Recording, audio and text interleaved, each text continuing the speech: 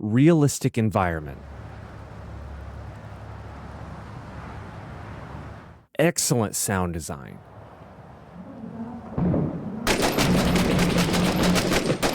Procedurally generated maps to make it impossible to memorize those hiding spots.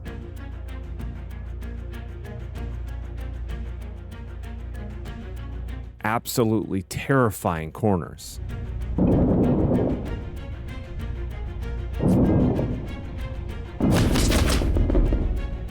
Unavoidable death.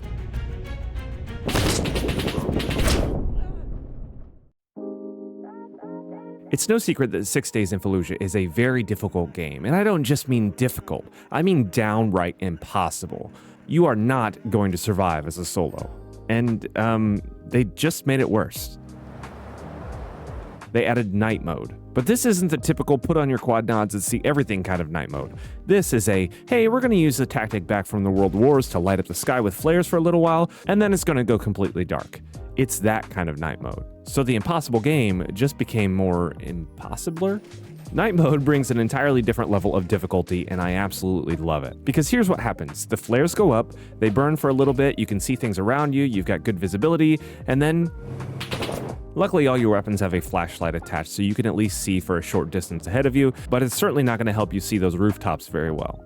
To complement this night mode, but not quite as dramatic of a change, sandstorms have been added into the game. It's not too terrible, you can still see for a fair distance, but both of these things bring that visibility down and crank that intensity up. When it comes to that intensity though, nothing can touch 6 Days, and this update widens that gap. But despite being the reigning king there was still a problem with this game when it comes to replayability. While the missions would have different maps every single time, unfortunately everything was randomized. If you wanted a specific type of mission with specific weapons, you couldn't do that. Until now. This is something I'm really glad they added.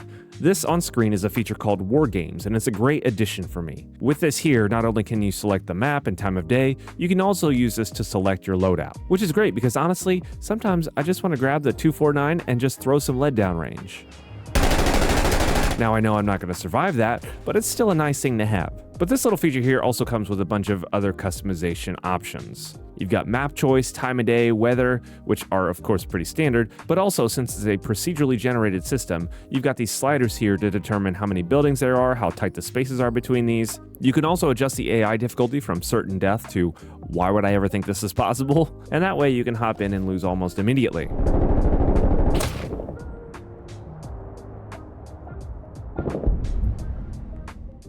Overall, though, it's good this all is here. It brings that intensity, that fear, that tightening of the butt cheeks in your gaming chair, everything you need for a fun experience. Now, in regards to the future of this game, back when they originally showed it off, they talked about the go button and the AI teammates. These are not yet here, you're not going to have those AI teammates, but it would be good for some isolated solo gamers like myself, since voice chat is something I tend to try to avoid like the plague. But that's what's happening here. The update releases tomorrow, so I definitely recommend trying it out. Later in the week, I'll be showing how one game turns me into a scared little girl. So hit that subscribe button, turn on the notifications, and until the next one, be bold, be courageous, try my new coffee.